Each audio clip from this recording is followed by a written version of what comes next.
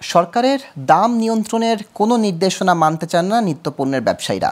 2 সপ্তাহ আগে দাম নির্ধারণ করে দেয়া হলেও বাজারে আরও বেড়েছে মুরগি ও ডিমের দাম। একই অবস্থা চাল ও সবজির বাজারেও। বলতে গেলে অস্থিরতা কমেনি রাজধানীর নিত্যপণ্যের বাজারে। তাই দিন যত যাচ্ছে ক্ষোভ বাড়ছে রাজধানীবাসীর। তারা বলছেন এখনও বাজার নিয়ন্ত্রণ করছে সিন্ডিকেট, পাশাপাশি মনিটরিং ব্যবস্থাও এখনও দুর্বল। রাজধানীর কারওয়ান বাজার ঘুরে শেখ নজরুল ইসলামের ক্যামেরায় আরও জানাচ্ছেন আলাউদ্দিন আলাজাদ। শুক্রবার সরকারি ছুটির দিন, তাই সকাল হতেই নগরবাসী সাপ্তাহিক বাজার করতে ছুটেন বিভিন্ন কাঁচা বাজারে। অনেকেই হোঁচট খান কারওয়ান বাজারে। সেখানে সরকারের বেঁধে দেয়া দামে মিলছে না মুরগি। ভোক্তা পর্যায়ে 269 টাকা 64 পয়সা নির্ধারিত করা হয় ব্রয়লার মুরগির দাম, অথচ প্রতি কেজি বিক্রি হচ্ছে 190 থেকে 200 টাকায়।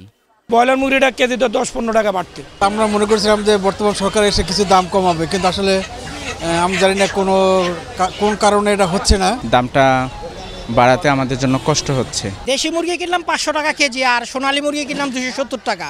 একই অবস্থা ডিমের বাজারে। প্রতি পিসের দাম নির্ধারণ করা হয় 11 টাকা 87 পয়সা, অথচ বাজারে প্রতি পিস ডিম বিক্রি হচ্ছে 15 টাকা।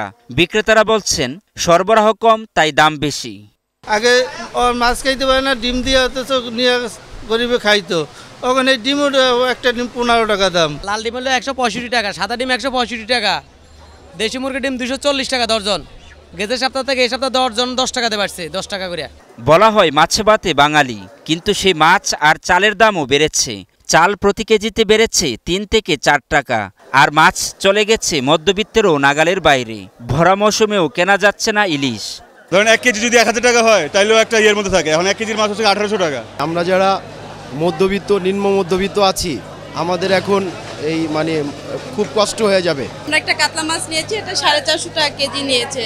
আগে যেভাবে ইলিশ মাছ আমরা সস্তায় কিনতাম, সেরকম দরে এখন আর ইলিশ মাছ বিক্রি হয় না। মিনিকেট বর্তমানে বিক্রি করতেছে আপনার 72 টাকা।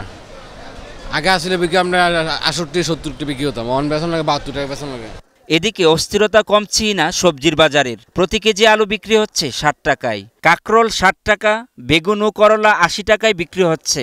ক্রেতারা বাজার নিয়ন্ত্রণে মনিটরিং সহ কার্যকর উদ্যোগ নেওয়ার পরামর্শ দিয়েছে সরকারকে।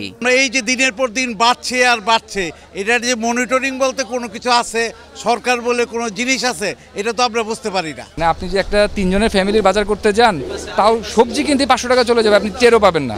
Alauddin Alazad, global television, Dhaka.